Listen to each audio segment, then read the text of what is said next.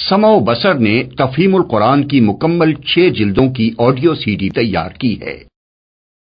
المجادلہ نام،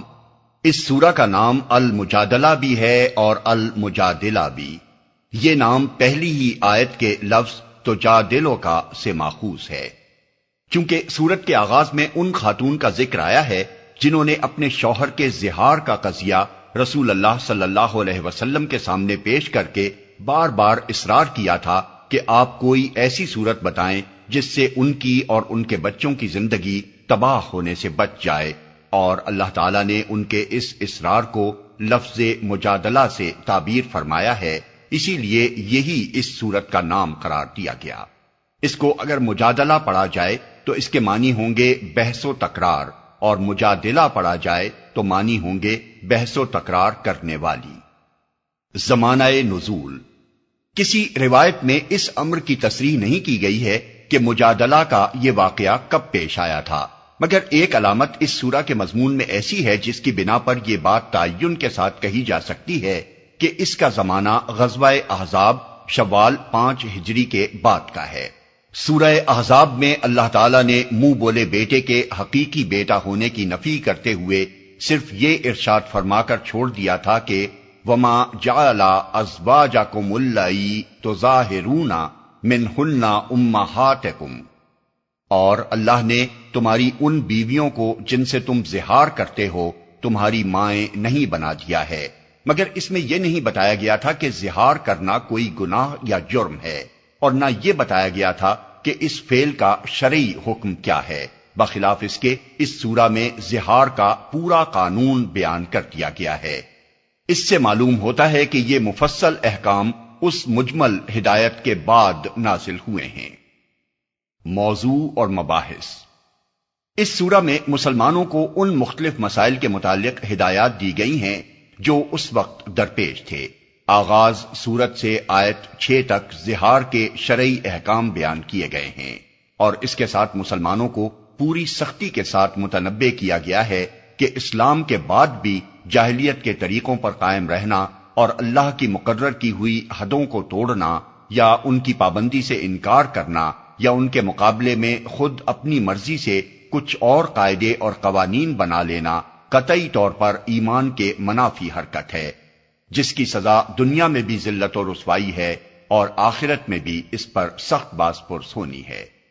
آیات 7 تا 10 میں منافقین کی اس روش پر گرفت کی گئی ہے کہ وہ آپس میں خفیہ سرگوشیاں کر کے طرح طرح کی شرارتوں کے منصوبے بناتے تھے، اور ان کے دلوں میں جو بغض چھپا ہوا تھا اس کی بنا پر رسول اللہ صلی اللہ علیہ وسلم کو یہودیوں کی طرح ایسے طریقے سے سلام کرتے تھے جس سے دعا کی بجائے بد دعا کا پہلو نکلتا تھا۔ اس سلسلے میں مسلمانوں کو تسلی دی گئی ہے کہ منافقین کی یہ سرگوشیاں تمہارا کچھ نہیں بگاڑ سکتی، اس لیے تم اللہ کے بھروسے پر اپنا کام کرتے رہو، اور اس کے ساتھ ان کو یہ اخلاقی تعلیم بھی دی گئی ہے کہ سچے اہل ایمان کا کام گناہ اور ظلم و زیادتی اور رسول کی نافرمانی کے لیے سرگوشیاں کرنا نہیں ہے۔ وہ اگر آپس میں بیٹھ کر تخلیے میں کوئی بات کریں بھی تو وہ نیکی اور تقوی کی بات ہونی چاہیے۔ آیت 11 تا 13 میں مسلمانوں کو مجلسی تہذیب کے کچھ آداب سکھائے گئے ہیں، اور بعض ایسے معاشرتی عیوب کو دور کرنے کے لیے ہدایات دی گئی ہیں جو پہلے بھی لوگوں میں پائے جاتے تھے اور آج بھی پائے جاتے ہیں۔ کسی مجلس میں اگر بہت سے لوگ بیٹھے ہوئے ہوں اور باہر سے کچھ لوگ آ جائیں تو پہلے سے بیٹھے ہوئے اصحاب اتنی سی زحمت گوارا نہیں کرتے کہ ذرا سمٹ کر بیٹھ جائیں اور دوسروں کے لیے گنجائش پیدا کر دیں۔ نتیجہ یہ ہوتا ہے کہ بعد کے آنے والے کھڑے رہ جاتے ہیں، یا دہلیز میں بیٹھنے پر مجبور ہوتے ہیں، یا واپس چلے جاتے ہیں، یا یہ دیکھ کر کہ مجلس میں ابھی کافی گنجائش موجود ہے حاضرین کے اوپر سے پھاندتے ہوئے اندر گھستے ہیں۔ یہ صورتحال نبی صلی اللہ علیہ وسلم کی مجلسوں میں اکثر پیش آتی رہتی تھی، اس لیے اللہ تعالیٰ نے لوگوں کو یہ ہدایت فرمائی کہ اپنی مجلسوں میں خود غرضی اور تنگ دلی کا مظاہرہ نہ کیا کریں، بلکہ بعد کے آنے والوں کو کھلے دل سے جگہ دے دیا کریں۔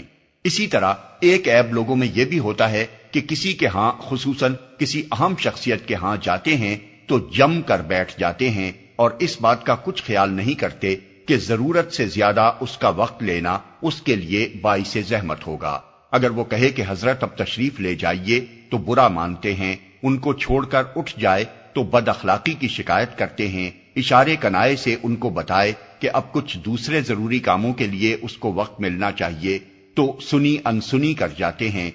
لوگوں کے اس طرز عمل سے خود نبی صلی اللہ علیہ وسلم کو بھی سابقہ پیش آتا تھا، اور آپ کی صحبت سے فائدہ اٹھانے کے شوق میں اللہ کے بندے اس بات کا لحاظ نہیں کرتے تھے کہ وہ بہت زیادہ قیمتی کاموں کا نقصان کر رہے ہیں۔ آخر کار اللہ تعالیٰ نے یہ تکلیف دہ عادت چھڑانے کے لیے حکم دیا کہ جب مجلس برخاست کرنے کے لیے کہا جائے تو اٹھ جایا کرو۔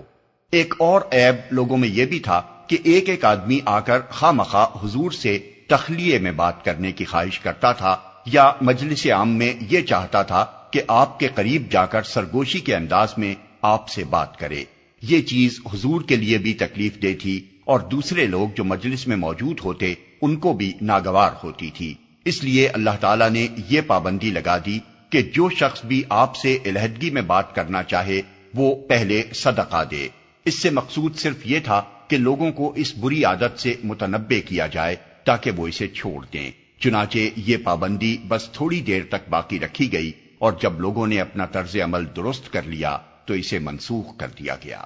آیت 14 سے آخر سورہ تک مسلم معاشرے کے لوگوں کو، جن میں مخلص اہل ایمان اور منافقین اور مذبذبین سب ملے جلے تھے، بالکل دو ٹوک طریقے سے بتایا گیا ہے کہ دین میں آدمی کے مخلص ہونے کا معیار کیا ہے۔ ایک قسم کے مسلمان وہ ہیں جو اسلام کے دشمنوں سے دوستی رکھتے ہیں، اپنے مفاد کی خاطر اس دین سے غداری کرنے میں کوئی تعامل نہیں کرتے جس پر ایمان رکھنے کا دعویٰ کرتے ہیں، اور اسلام کے خلاف طرح طرح کے شبہات اور وسوسے پھیلا کر اللہ کے بندوں کو اللہ کی راہ پر آنے سے روکتے ہیں۔